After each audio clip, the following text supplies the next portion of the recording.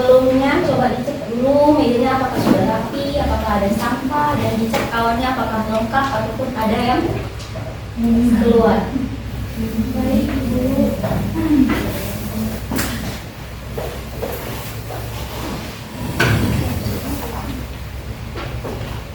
Sudah siap? Sudah, Bu. Baik. Ibu mulai. Assalamualaikum warahmatullahi wabarakatuh. Waalaikumsalam warahmatullahi wabarakatuh. Selamat siang anak-anak. Siang, Bu. Apakah kalian semangat untuk kita belajar hari ini? Semangat. Sebelumnya mau ngecek siapa di sini yang tidak terhadir? Kenapa Maya? Sakit. Oh, sakit. Ya Allah, semoga cepat sembuh ya. Amin. Nah, sebelum kita memulai pembelajaran, alangkah baiknya kita memulai pembelajaran kita dengan membaca doa. Berdoa dimulai. Bismillahirrahmanirrahim.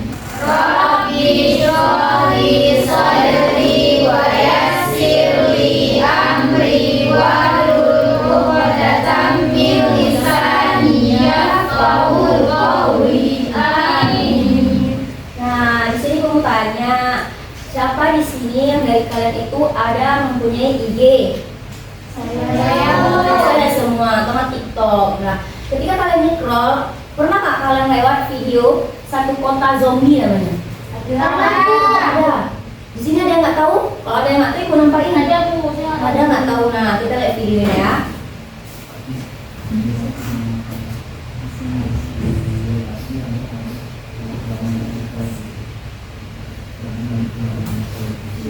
Nah, ini dia video kota zombie. Jadi kota-kota ini tuh orang-orang itu banyak di pinggiran jalan, tertidur-tidur, tampilannya lemas, lunglai. Nah, bisa kalian lihat. Kira-kira apa penyebab orang-orang di kota ini tuh seperti ini? Nah, benar, karena narkotika ataupun nafsa. Nah, jadi pembelajaran hari ini itu adalah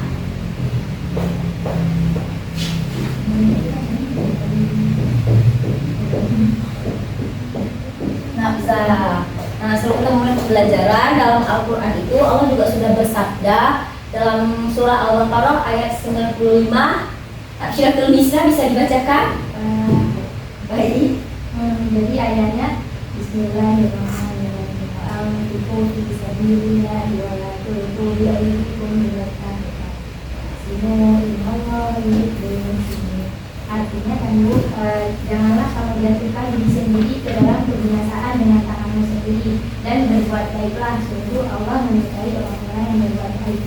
Nah, jadi kenapa Allah itu sudah bersabda dalam Al-Quran bahwa itu tidak bisa menjatuhkan diri kita dalam kebinasaan. Nah, jadi ini kan merusak sistem tubuh kita. Sistem tubuh kita itu sudah dirancang oleh Allah dengan sangat-sangat seimbang. Seperti ada sistem koordinasi contohnya yang kemarin kita belajar, itu tentang sistem yang mengatur kerja tubuh kita. Seperti sistem indera misalnya, kita bisa melihat, kita bisa berbicara ataupun kita bisa merasakan makanan. Nah, itu harus kita jaga. Nah, fungsi kita mempelajari nafsa ini adalah untuk membekali diri kita agar kita tidak terjerumus ataupun membinasakan diri kita dengan tangan kita sendiri. Nah, tujuan pembelajaran hari ini itu ada dua.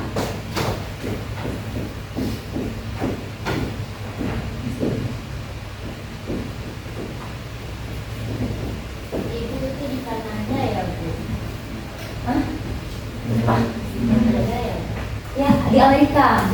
Nama kota itu Philadelphia. Yang pertama itu, kalau itu mampu menjelaskan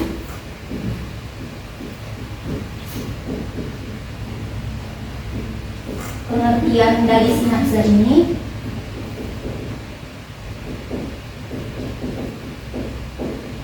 dengan benar tapi tepat. Nah, yang kedua, kalian bisa menganalisis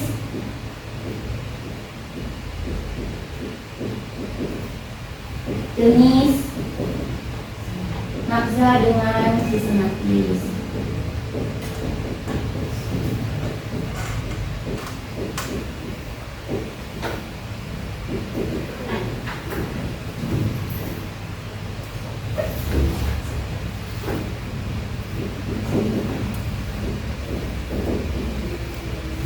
Nah, jadi dari bulan kita itu ada dua, itu pengertian dan jenis.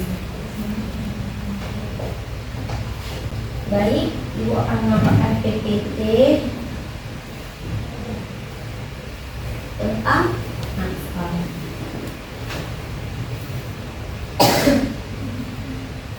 Pertama kita harus tahu dulu nakzah itu apa. Jadi nakzah itu adalah tingkatan dari narkotika, psikotropika, dan zat adiktif yang jika dikonsumsi oleh tubuh kita itu mengakibatkan sistem saraf pusat jadi terganggu. Sistem saraf pusat kita itu ada otak dan sumsum tulang belakang. Jadi ketika kita mengkonsumsi si nakzah ini, ketika kesandung ataupun kita luka itu akan menimbulkan rasa nyeri. Ketika kita mengkonsumsi zat nakzah ini akan terhilangkan, rasa nyeri tidak akan terasa dan lain-lain. Selanjutnya kita akan masuk pada jenis-jenis nakzah. Nah, jenis nakzah itu yang pertama itu ada golongan stimulan, yaitu dia akan membuat tubuh kita itu menjadi lebih semangat, lebih bertenaga dan gembira untuk sementara waktu. Nah, golongan stimulan ini ada berapa? Ada 5. Coba Muna disebutkan ada apa saja? Ada amfetamin, ekstasi, kokain, kafein, dan juga hormon. Nah, benar. Nah, kita masuk ke amfetamin. Amfetamin seperti sabu-sabu, desedrin, dan ritalin. Dia ini akan memberikan efek yang tidak cepat lelah, merasa bersemangat, menurunkan nafsu makan, sulit tidur, perasaan bisa menimbulkan perasaan tersinggung juga, gugup, keringat dingin, dan hipertensi. Penggunaan yang terus-menerus menyebabkan kecenderungan yang mematikan. Nah, pada amfetamin ini sering disalahgunakan oleh remaja-remaja seperti kalian nih, ataupun orang-orang kantoran, karena dia menimbulkan rasa seperti ya udah lelah. Biasa kan kalau misalnya orang kantoran atau seperti kalian yang mempunyai banyak tugas gitu kan, kayak ya Allah capek sekali ini, pasti butuh sesuatu yang membuat kalian itu bersemangat lagi. Nah, sering sekali remaja itu lari ke amfetamin. Kemudian ada ekstasi. Nah, ekstasi itu seperti pil-pil. Dia itu memberikan efek hiperaktif, merasa sangat bertenaga dan bersemangat, memicu dehidrasi parah, gangguan pencernaan, kan banyaklah dia efek sampingnya. Bukan hanya keadaan gembira sementara, tapi kalian juga harus melihat efek-efeknya. Nah, jadi dia akan menyebabkan kecanduan, kerusakan fatal pada saraf otak dan hati, serta dapat mematikan karena ketika zat yang tidak bagus masuk ke tubuh kita secara terus-menerus itu akan merusak kerja dari sistem saraf kita. Nah, yang ketiga itu ada kokain. Kokain ini hampir mirip dengan sabu, tapi dia lebih mematikan lagi. Nah, dia itu ada 3. Yang pertama itu ada hidroklorida, dia seperti bumbu serbuk seperti itu. Ada crack yang lebih keras, dan ada pasta ini dia akan dibuat menjadi seperti pasta kecil dan akan dimasukkan biasa ke rokok atau kalau misalnya remaja-remaja sekarang itu kalau kalian lihat di berita ada yang menyalahgunakan beberapa obat terlarang itu dalam vape, rokok elektrik ya. Nah, ini seperti ini.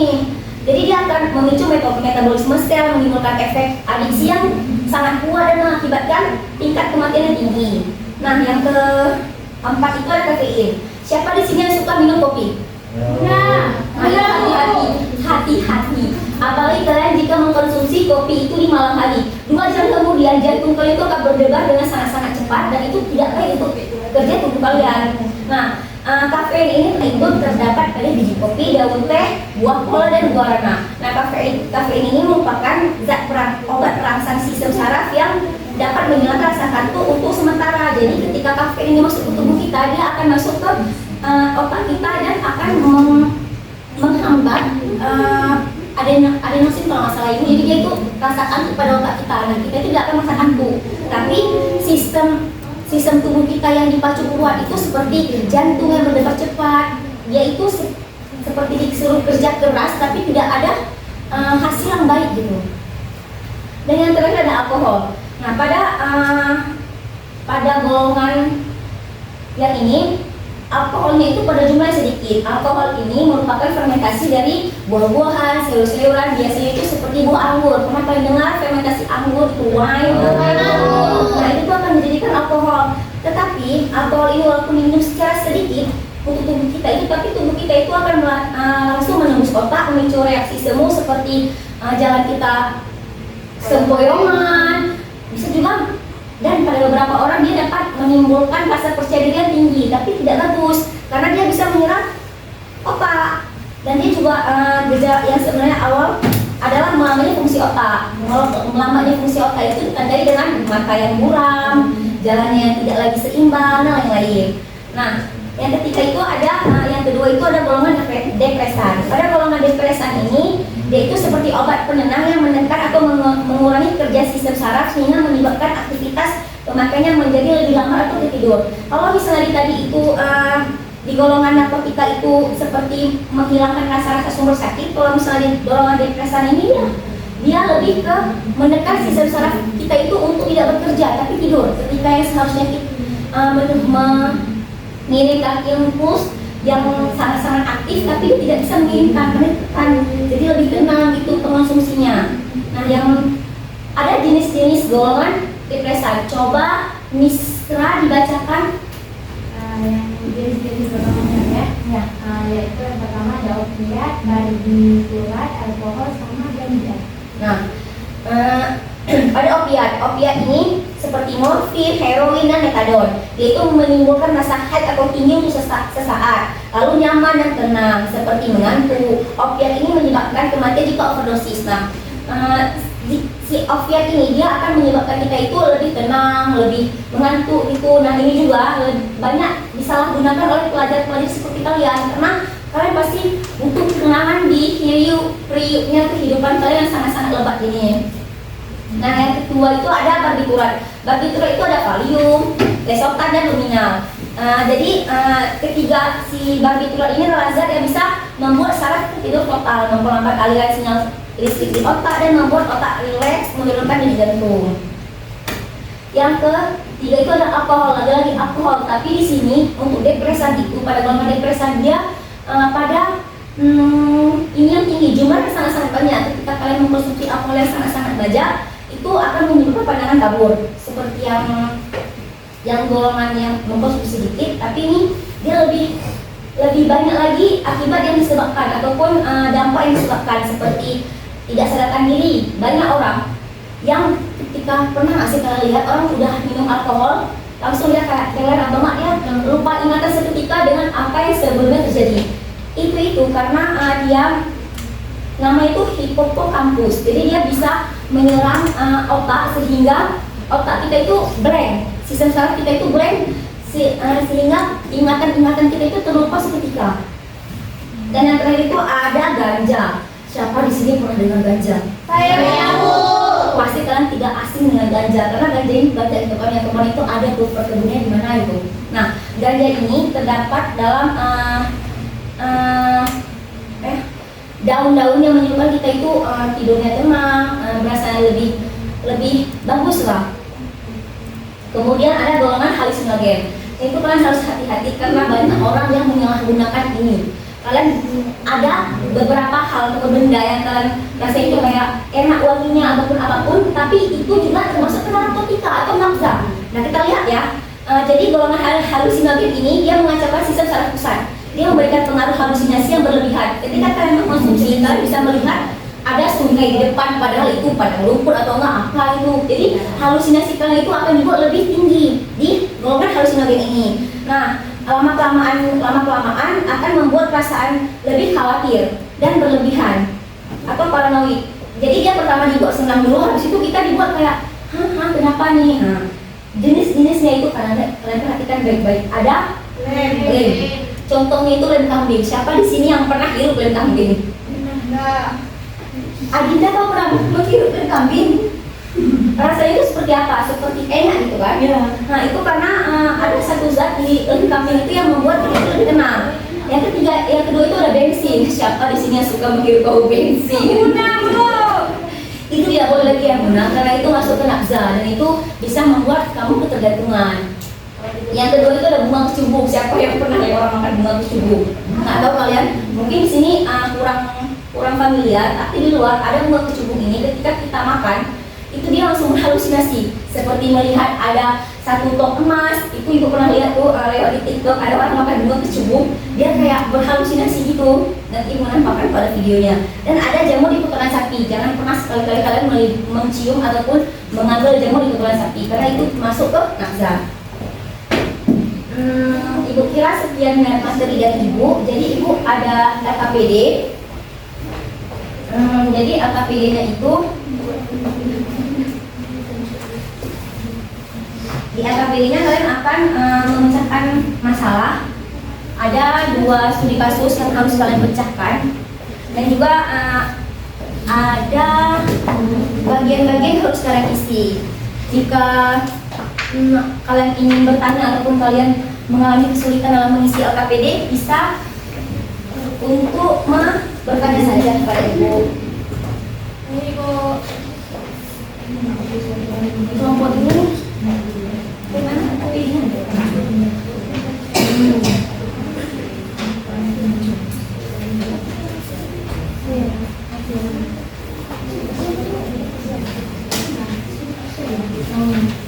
Nah, untuk presentasi kelompoknya, ibu hanya minta 1 kelompok, nanti akan kita undi secara acak. Dan yang dimajukan itu hanya 1 studi kasus saja, karena untuk menghemat waktu kita juga, gitu kan? Ya, Bu.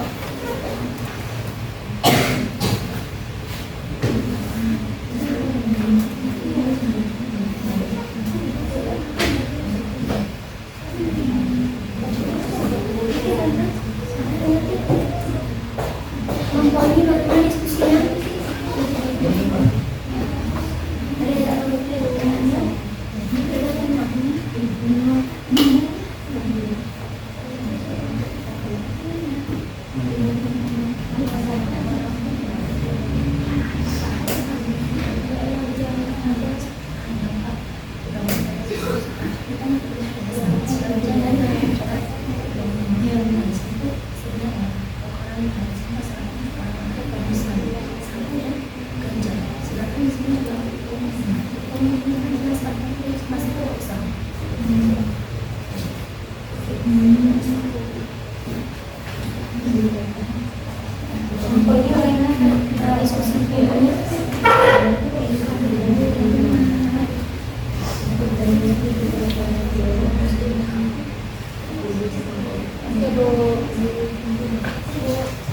Waktunya tinggal 2 menit lagi.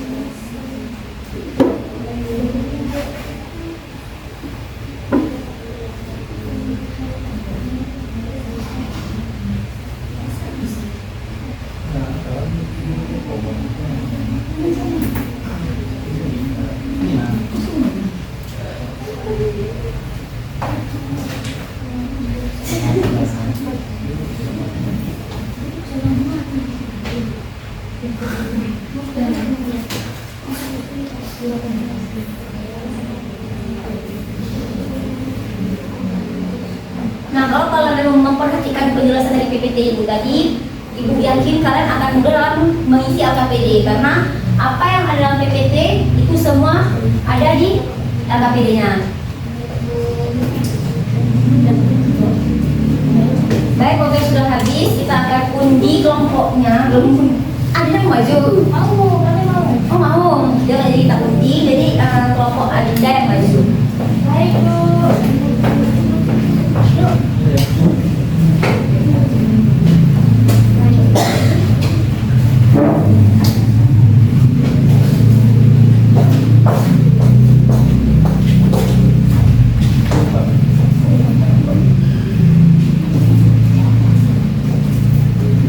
Assalamualaikum warahmatullahi wabarakatuh. Waalaikumsalam warahmatullahi wabarakatuh.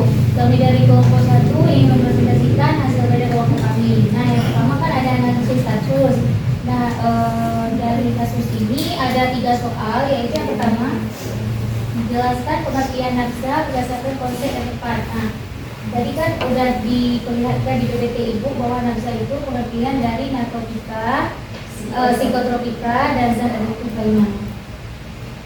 Nah, berdasarkan konsep medis dan hukum, nafsa adalah zat atau obat yang jika masuk ke dalam tubuh manusia akan mengaruhi sistem saraf pusat. Hal ini dapat menyebabkan perubahan aktivitas mental dan perilaku, perubahan kesadaran, serta menimbulkan ketergantungan.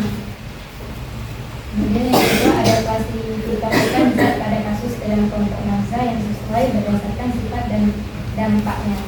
Nah, sifatnya itu dia metamfetamin itu klasifikasinya itu stimulan, itu alasannya karena sabu bekerja dengan cara mempercepat kerja sistem saraf pusat. Dampaknya itu meningkatkan detak jantung, suhu tubuh, serta memberikan rasa bugar dan energi yang berlebihan secara tidak wajar. Dan yang kedua yaitu ekstasi, yaitu MDMA, yaitu klasifikasinya stimulan dan halusinogen. Alasannya itu karena selain meningkatkan energi stimulan, ekstasi juga memiliki efek halusinasi yang dapat mengubah persepsi dan perasaan serta indera pemenangnya secara drastis. Nah, sekian presentasi dari kami. Ada yang ingin bertanya? Juga baik, kami tutup presentasinya. Assalamualaikum warahmatullahi wabarakatuh. Waalaikumsalam warahmatullahi wabarakatuh. Berikan amplop. Nah, segi penguatan benar bahwasanya nafza itu ada beberapa dari nafza yang menggunakan dalam medis seperti ganja ataupun pil-pil ekstasi lainnya. Tapi jika disalahgunakan oleh tubuh kita, itu dapat mengakibatkan kerusakan yang sangat fatal pada tubuh kita sendiri. Jadi kalian sebagai generasi muda negara Indonesia Raya harus berani mengatakan tidak pada nafza. Sebelum kita mengakhiri kelas, Ibu mau ada yang mengambil kesimpulan. Siapa yang bisa mengambil kesimpulan dari pembelajaran kita hari ini?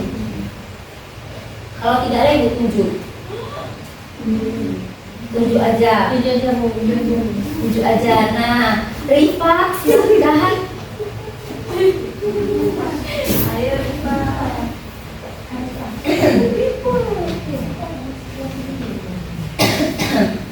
Baik, kesimpulan dari materi hari ini, di mana nafsu merupakan